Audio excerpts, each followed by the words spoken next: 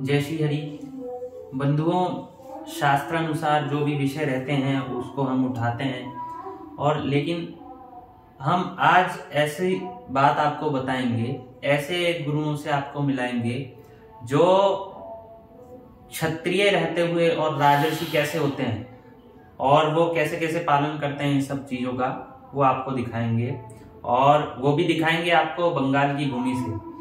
और बंगाल की भूमि, क्योंकि बहुत सारे लोग मेरे भी परिचय हैं बंगाल के, और बंगाली लोग ये समझते हैं कि मांसाहार आदि करना उनका जन्म सिद्ध अधिकार है अथवा ऐसा कुछ। तो हम आज आपको ऐसे क्षत्रिय कुल में उत्पन्न एक ऐसे राजर्षि से मिलाएंगे, एक ऐसे क्षत्रिय कुलभूषण से मिलाएंगे जिन्होंने बचपन से लेकर शाकाहार का पालन किया। अर्थात उनके यहाँ शाकाहार का पालन में प्याज लहसुन न खाना शामिल है। अर्थात जैसे हम लोगों के यहाँ प्याज लहसुन खा लेते हैं तो उसे शाकाहार नहीं मानते, वो मांसाहारी के तुल्य मानते हैं।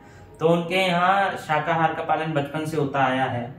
उनसे चर्चा करते हैं, आपको एक अलग अनुभूति होगी, क्योंकि यहाँ भी क्षत्रिय लोग जो हैं वो आहार शुद्धि उनकी नहीं है, किंतु उनकी बंगाल में रह के आहार शुद्धि है। जो लोग कहते हैं कि हमारा जन्म सिद्ध अधिकार है मछली खाना।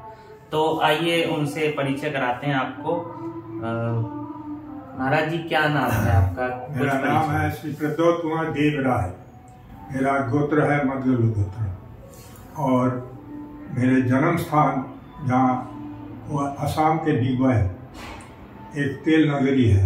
अंग्रेज उस समय वहाँ जो है खाद पाया था तेल का, और वहाँ शोधनागार रिफाइनरी बनाया था। एक मतलब सुसज्जित टाउनशिप, वहाँ मेरा जन्म हुआ, लेकिन मैं रोटा बड़ा 300 के उससे 20 माइल और आगे वहाँ मेरा बचपन बीता। मेरा पिताजी शिक्षक थे, स्कूल के प्रधान शिक्षक। तो उस परिवेश में मेरा जो है बचपन बीता। उसके बाद आगे जाके शिक्षा चलते चलते मैं वायुसेना में भर्ती हो गया, भारतीय वायुसेना। वहाँ 9 साल सर्विस करने के बाद मैंने डिस्चार्ज लेकर के फिर 7 साल आश्रमवासी रहे, और फिर दोबारा मैं सैन्य विभाग में पुनर्बहाल हुआ। उसमें मैं 6 साल सेवा की। करने के बाद मुझे जो एक पेंशन अवसर भाता जो होता है वो मिला। उसी से मैं अभी सत्संग के मैं शामिल हूँ पूरे मात्रा से, और वही सेवा करते रहता। तो महाराज जी ने कहा कि वो वायुसेना में उन्होंने नौकरी करी, और उसके उपरांत बीच में वो आश्रम में रहे कुछ समय अवधि तक, और उसके उपरांत पुनः उनकी बहाली हुई। तो उससे उनकी योग्यता बन गई पेंशन के लिए, पेंशन के वो योग्य हो गए। तत्पश्चात उन्होंने उससे त्याग पत्र दे दिया और अपना आश्रम में आ गए और विरक्त वेश ले लिया। महाराज जी, आपने बताया कि आप आसाम में आपका जन्म हुआ था, और आसाम से नीचे 300 किलोमीटर लगभग आप नहीं 20 माइल 20 माइल नीचे आपका आप बड़े हुए। तो उसका नाम क्या था जहाँ आप बड़े? तीनसुकिया नाम था। आसाम में ही पड़ता था? आसाम में। अच्छा, तो आपका जो इस विषय में विचार है कि क्षत्रिय लोगों को ब्राह्मण के साथ ब्राह्मणोचित कैसे व्यवहार करना चाहिए, इस विषय में आपका क्या कहना है आज के समाज को देखते हुए? ये मेरे गुरु का सिद्धांत है, और उनके सिद्धांत जो है मैं उसको मस्तक में लेकर के इसको मैं अपनाया हूँ।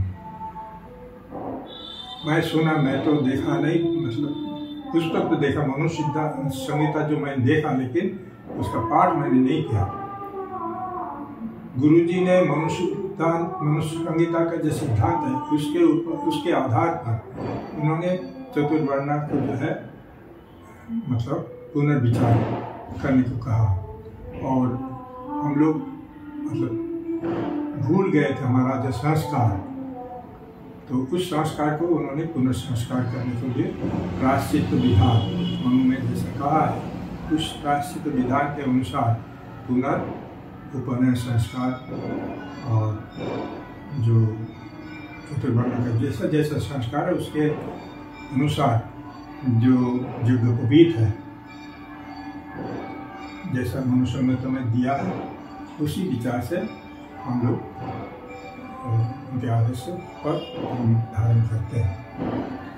महाराज जी, जैसा कहा गया है, महाराज जी ने मनुस्मृति का उल्लेख किया, तो मनुस्मृति और महाभारत में कहा गया है कि ब्राह्मणों के विषय में कहा गया है कि 10 वर्ष का ब्राह्मण बालक और 90 वर्ष का जो क्षत्रिय है, वो उसमें 10 वर्ष का जो ब्राह्मण बालक है वो 90 वर्ष के क्षत्रिय के लिए सम्माननीय है। तो इस विषय में महाराज जी क्या कहना है? इस विषय में मेरे गुरु जी जो है बहुत मतलब स्ट्रिक्ट है। विप्र संतान उम्र में कम हो फिर भी उनको जो श्रद्धा और वर्ण जो है जैसा क्षत्रिय विश्व शूद्र, उनको वो मर्यादा विप्रों को मतलब देना चाहिए। और वास्तव में आश्रम में हमने देखा है, एक घटना बताऊं, हमारा वहाँ तपोवन विद्यालय है, वार्षिक जो है वो होता है प्राइज डिस्ट्रीब्यूशन, तो उसमें तपोवन विद्यालय का प्रेसिडेंट को वितरण करते हैं, पुरस्कार वितरण। तो उनमें से जो छात्र हैं वो लोग पुरस्कार लेते समय सभापति जो उनको प्रणाम करते हैं। इनमें से एक विप्र संतान जो है औरों की तरह उन्होंने भी उनको प्रणाम किया है। और वो जो ये थे प्रेसिडेंट थे, वो विप्र नहीं थे, वैश्य थे। उन्होंने इसको गौर नहीं किया, लेकिन गुरुजी के समीप वो जो संवाद कोच है, तो गुरुजी दोनों को बुलाए और कहा कि आप इस विप्र संतान को प्रणाम करिए। ठीक है, ये संस्कार है। तो वो वृद्ध थे, फिर भी उन्होंने उनको प्रणाम किया। उसके बाद उन्होंने कहा, देखिए गोखर सांप, सर्प जो है गोखर, उसका जो बच्चा होता है, अंडा से बच्चा होता है, वो भी गोखर ही होता है। मतलब जात जो है उसका वैशिष्ट्य जो है वो कभी खत्म नहीं होता है। ये उन्होंने बताया था। तो जात मतलब जात, हम जात को लेकर के बहुत समालोचना करते हैं, क्रिटिसाइज करते हैं, लेकिन जातों के जैसे इंस्टिंक्ट, सहजात संस्कार, जन्म सहजात संस्कार वो कभी मिटता नहीं है। ठीक है, इसी के ऊपर उन्होंने ज्यादा गौर किया है, ये हमें करना चाहिए। तो महाराज जी का कहना है कि जात शब्द ही जन्म से ही बनता है, तो जन्म से ही जात होती है, उसे अपने आप हम अपनी इच्छा से नहीं कर सकते। तो महाराज जी ने कहा इनके जो गुरु थे, तो परंपरागत रूप से इनके गुरु रहे, इनके भी गुरु रहे, आपके नाना जी के समय से गुरु चलते आ रहे हैं। उन्होंने ही ये जो संवाद बताया कि ब्राह्मण बालक स्टेज पर थे और एक वैश्य वृद्ध स्टेज पर थे। तो उस सभा में ब्राह्मण बालक ने वैश्य वृद्ध को प्रणाम किया, किंतु पश्चात में जब इनके गुरुजी के पास वो बात पहुंची तो उन्होंने उसे एक प्रकार से उन्होंने स्वीकार नहीं किया और कहा कि यह धर्मानुकूल बात नहीं है, अपितु वैश्य को ही प्रणाम करना चाहिए ब्राह्मण बालक को। अच्छा महाराज जी, एक बात और, ये बात तो रही विप्र की और अन्य लोगों का कैसे व्यवहार होना चाहिए। अब ऐसी भी बात है कि समाज में देखा जा रहा है कि विप्रों के साथ तो तभी भी अब थोड़ा अनुकूल व्यवहार हो रहा है, लेकिन क्षत्रिय और क्षत्रिय के उपरांत वाले जो वर्ण आते हैं, जैसे वैश्य और शूद्र आते हैं, तो वो क्षत्रियों को उतना महत्व नहीं देते। तो इस विषय में आपके क्या विचार है कि क्षत्रिय भी तो द्विजों में आते हैं और वो क्योंकि वैश्य वर्ण से आगे के वर्ण के हैं, तो उनको कैसा व्यवहार करना चाहिए इस विषय में? आज जो समाज के अवनति तोड़फोड़ हुआ है, इसके बारे में ठाकुर जी के कहना है कि ये सूत्रपात है वैश्यों से। एक छड़ा मतलब छंद है, ठाकुर ने कहा, शुद्ध बांग्ला में कहता हूँ तो हिंदी में बताऊँ, शूद्र ही तो देशेर चाका, বৈশ্য যোগায় দেশের টাকা, ক্ষত্রিয়রা রাজার জাত, সবার পূরণ বিপ্র ধাত। इसमें धात मैंने धातु का। तो इस गठन में, समाज के गठन में ये चार वर्ण जो है, प्रत्येक के अपने अपने जो कर्म है वो पालन करना चाहिए। लेकिन वैश्य लोग क्या करते थे, बाहर वाणिज्य के लिए जाते थे, वहाँ जाकर के धन तो लाते थे, उनका कर्तव्य होता था बाहर जो भी धन बाहर से लाते हैं उसको राजकोष में देना चाहिए था। लेकिन उन्होंने अपने विलास व्यसन में मत हो गया और राजकोष शून्य होने लगा। राजकोष शून्य हुआ तो क्षत्रिय शक्ति जो है खत्म हो गया।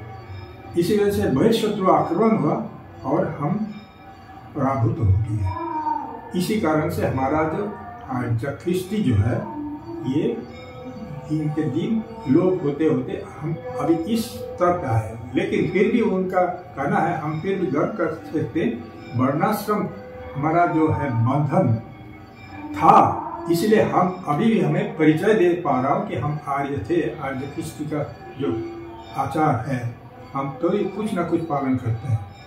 और ऐसे बहुत सारे सर्व जाति विलुप्त हो गए, लेकिन ये आदि से लेकर, जिसे हम सनातन कहते हैं, आदि से लेकर वर्तमान तक इसका अस्तित्व तो अभी तक है, ये वर्णाश्रम की वजह से है। तो महाराज जी ने बहुत अच्छे से समझाया और मैं थोड़ा महाराज जी की वाणी और आगे ले जाऊं कि ऐसा नहीं है कि ब्राह्मण विजातियों में श्रेष्ठ हैं तो जो अन्य 3 वर्ण हैं उनको ब्राह्मण का ही सम्मान करना चाहिए, अपितु वैश्य और शूद्र को क्षत्रिय का भी सम्मान करना चाहिए, शूद्र को वैश्य का भी सम्मान करना चाहिए। ये क्रम से होना चाहिए।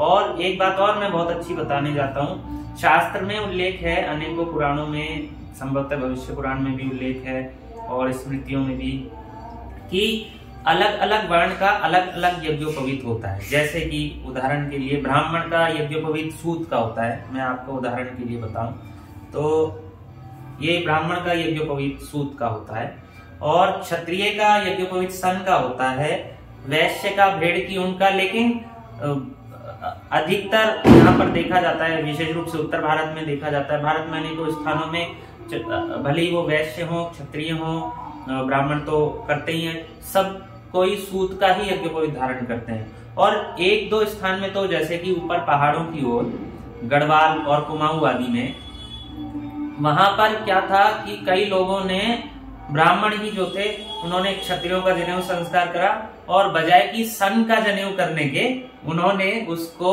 पीले रंग से रंग दिया। तो ये जो विपरीतता है, ये जो ज्ञान नहीं है, अथवा सन के यज्ञोपवीत का अभाव है, अथवा जो कुछ भी है, आज मैं बताऊंगा महाराज जी स्वयं सन का यज्ञोपवीत धारण करते हैं क्योंकि वो क्षत्रिय हैं और विरक्त ले चुके हैं, जो कि क्षत्रिय के लिए सर्वोत्तम है। जैसे कि ब्राह्मण के लिए संन्यास का अधिकार, क्षत्रिय के लिए विरक्त तक का वानप्रस्थ तक का अधिकार और वैश्य के लिए गृहस्थ का। तो आइए दिखाते हैं आपको कि महाराज जी का यज्ञोपवीत कैसा है, सन का यज्ञोपवीत कैसा होता है, ये दिखाते हैं। ये जो है सन का है और इसके रंग है जो रक्तवर्ण है, रक्तवर्ण। और हम गर्व कर सकते हैं जे इस को हम क्यों अपने देह के साथ एक साथ रखते हैं, क्योंकि उपवीत के बाद जो 12 वर्ष ब्रह्मचार्य रहना पड़ता है, उसके बाद समावर्तन होता है। समावर्तन में आचार्य जो है अपने वर्ण अनुसार, वेद अनुसार ये जो उपवीत उनको देते थे। तो ये संस्कार जो है इसमें एक तो हुआ आपने जो बताया, मतलब छन का होना चाहिए। छन या पाठ से ये धागा बनता है, सूत्र बनता है और उसका रंग जो है रक्तवर्ण नहीं करना चाहिए, है ना। और इसमें जो ग्रंथि होता है, इसमें ये भी बताना जरूरी है क्योंकि इस ग्रंथि में हमारा जो है गोत्र और प्रवर के नाम से ग्रंथि दिया जाता है। जैसे मेरा मद्गल गोत्र है तो इसमें 5 प्रवर है, जो इन 5 प्रवरों का नाम है ग्रंथि दिया। इस ग्रंथि को देखने से भी पता चलेगा कि मेरा गोत्र क्या है, मेरा प्रवर क्या है, और वर्ण से तो पता चल ही रहा है मैं क्षत्रिय वर्ण में हूँ। और इसके बाद जो वेद के अनुसार ये आप बताएंगे, जो 4 वेदों अनुसार इसका जो परिमाप जो है ये भी होता है। महाराज जी क्या मैं स्पर्श कर सकता हूँ आपका? ये सन का जनेऊ है। आप ध्यान से देखेंगे तो जो मार्केट में मिलता है, बाजार में आपको मिलता है, वो एक अलग सा ही पीले रंग का कोई नकली सा कोई एक धागा सा होता है, प्लास्टिक जैसा, वो दिखाते हैं। लेकिन ये देखिए वास्तविक सन का जनेऊ है आपके सम्मुख, थोड़ा जूम करके हम इसे दिखा सकते हैं। ये देखिए ये वास्तविक सन का जनेऊ है। इसका वर्ण देखिए रक्त वर्ण है, और जो बाजार में मिलता है उसका पीत वर्ण अथवा ताम्र वर्ण, पीले रंग का, तांबे के से कलर का ऐसा होता है। ये देखिए बिल्कुल शुद्ध रक्त वर्ण का है। तो ये है महाराज जी का जनेऊ, और इसके परिणाम के विषय में विशेष रूप से, और जैसा कि महाराज जी ने बताया कि 5 प्रवर की ग्रंथियां इसमें लगती हैं, जिससे पता लगता है कि आपका प्रवर कौन सा है और आपका गोत्र आदि कौन सा है। महाराज जी धारण कीजिए। और यह भी बात है कि जनेऊ का जो परिणाम होता है, इस बात का विशेष ध्यान रखने योग्य है कि वो टूंडी से सट कर जाना चाहिए। अधिक लंबा और अधिक छोटा जो यज्ञोपवीत होता है वो आयु का क्षरण करता है। तो महाराज जी ने बहुत अच्छी बात बताई, और इसीलिए जो महाराज जी हैं वो सन का जनेऊ धारण करते हैं, क्षत्रिय कुल से हैं, सन का जनेऊ धारण करते हैं। सब लोगों को इनसे प्रेरणा लेनी चाहिए कि क्षत्रिय कुल में उत्पन्न होने के कारण ये जो क्षत्रिय कुल के भूषण हुए हैं उसका नाम रोशन कर रहे हैं क्षत्रिय कुल का। तो आप सभी लोगों को भी सर्वप्रथम तो ये धारणा ही बनानी चाहिए कि हमें क्षत्रिय के धर्म का पालन करना है। पालन करने के उपरांत जो ये यज्ञोपवीत आदि हैं वो किस धागे का बना होना चाहिए। इसके साथ ही महाराज जी एक वृत्तांत और बताएंगे। महाराज जी से चर्चा हुई थी, जैसे कि ये बंगाल से रखते हैं, बंगाल इनकी कर्म भूमि है। तो महाराज जी के यहाँ एक वैश्य भी थे। वैश्यों के लिए भेड़ की ऊन का जनेऊ होता है, लेकिन वैश्य लोग भी सूत का ही जनेऊ धारण करते हैं। तो ये बात भी ध्यान रखनी होगी। महाराज जी से वृत्तांत पूछते हैं कि वो भेड़ की ऊन का जनेऊ कहाँ देखा, कैसे?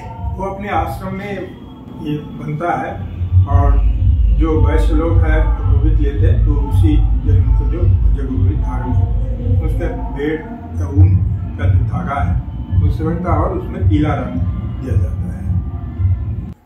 तो आप देखेंगे कि लोग कहते हैं कि प्रैक्टिकल नहीं है, व्यावहारिक नहीं है। तो हमारे सम्मुख महाराज जी हैं, इनके सम्मुख हम इनके साथ जो इन्होंने धारण कर रखा है यज्ञोपवीत बिल्कुल प्रैक्टिकल है। आपको दिखाया रक्त वर्ण का इनका यज्ञोपवीत है, और इन्होंने जो अपनी एक प्रसंग बताया कि वैश्य का यज्ञोपवीत भेड़ की उनका, तो वो भी बिल्कुल प्रैक्टिकल है। तो इसलिए आप लोग भी प्रैक्टिकल के नाम पर अपने धर्म से विमुख ना होइए। ये कोई बहाना नहीं है कि प्रैक्टिकल नहीं है तो आप बहाना बनाइए, बल्कि ये तो सब आपके सामने प्रैक्टिकल है। तो आप भी इसका पालन कीजिए, और जो पालन करते हैं उनको मैं बहुत अच्छी बात है। जो भी वैश्य क्षत्रिय सूत के जनेऊ का भी पालन करते हैं, लेकिन ध्यान में रखिए, अब जैसा आपको प्रैक्टिकल दिखाया कि रक्त वर्ण का सन का जनेऊ क्षत्रिय और वैश्य धारण करें। और एक बात और कि जनेऊ की जो आयु है वो ब्राह्मण वर्ण के लिए 8 से 12 वर्ष की आयु में जनेऊ होना चाहिए। 8 से 16 वर्ष की आयु में जनेऊ हो जाना चाहिए, अन्यथा वो व्रात्य कहलाते हैं। व्रात्य का प्रायश्चित करना पड़ता है, तदनंतर धारण के अधिकारी होते हैं। और जिन्हें ब्रह्म तेज की इच्छा हो वो 5 वर्ष से 16 वर्ष की आयु तक के ब्राह्मण जनेऊ धारण करें। इसी प्रकार से जो क्षत्रिय की जो आयु सीमा होती है 11 से 22 वर्ष की आयु तक क्षत्रिय को यज्ञोपवीत धारण करना चाहिए, और 12 से 24 वर्ष की आयु तक वैश्य के लिए क्षत्रिय धारण करने का विधान है। मनुस्मृति में इस बात का उल्लेख किया गया है। और गायत्री तंत्र में ये जो तीनों वर्णों के यज्ञोपवीत का रंग जो है उसका उल्लेख आता है कि श्वेत वर्ण का यज्ञोपवीत ब्राह्मण बालक के लिए, रक्त वर्ण का क्षत्रिय बालक के लिए, और पीत वर्ण का वैश्य बालक के लिए ये यज्ञोपवीत का उल्लेख आता है। तो बंधुओं, आप सभी लोग इसका पालन कीजिए। और अब हम लोग धीरे धीरे जुड़ने लगे हैं। पंडित जी हैं हमारे साथ, रेवण चक्रवर्ती जी हैं, और महाराज जी हैं। अब ऐसे कई सारे लोग, जब हम लोगों का YouTube चैनल आप लोग देखते हैं धीरे धीरे, तो सारे लोग एक साथ होते हैं और समझ पाते हैं कि जो सनातन धर्म है उसमें जो बातें प्रैक्टिकल नहीं है वो कैसे प्रैक्टिकल है, जैसे आज हमने आपको बताई। तो बंधुओं, धीरे धीरे इसका पालन कीजिए, और सनातन धर्म के सभी सिद्धांतों को पालन करते हुए आप लोग मोक्ष की ओर अग्रसर होंगे। धन्यवाद। जय श्री।